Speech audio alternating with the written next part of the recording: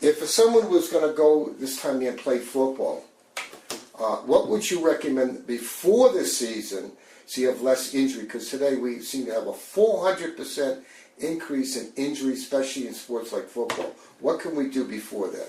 I'd recommend a good stretching, strengthening program, conditioning program. Not a week before practice. Maybe 6 months to a year before you go and have practice? 6 months to a year prior to starting practice. So if you do that, you also are in better shape.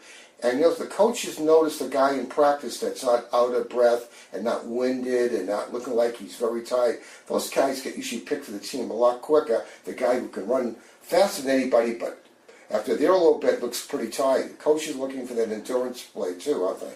Yes, coaches love endurance players and players that are in shape even prior to the season. And is there any advantage to any of these supplements that these kids seem to take?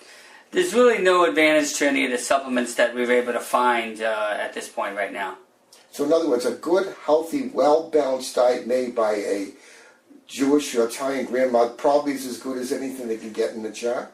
That is correct. A good, well-balanced diet is better than any of the fancy supplements that we have out now. And I'm also hearing some things in the news today. Sports drinks, or these energy drinks. Are they safe? There are some energy drinks that have a lot of caffeine in them and have been shown to have some problems with using these drinks. So I think water is probably one of your best hydrants, and then of course Gatorade has been shown to help if the person's really dehydrated. So a highly caffeinated drink like one in the news today, which they think is linked to 5 to 6 deaths, is a very dangerous thing to do. So water is a very safe thing to do, is that correct? Water is very safe. Also, there's a problem with sports drinks. Some of them can actually destroy the mantle of the teeth. Is that true? That is correct.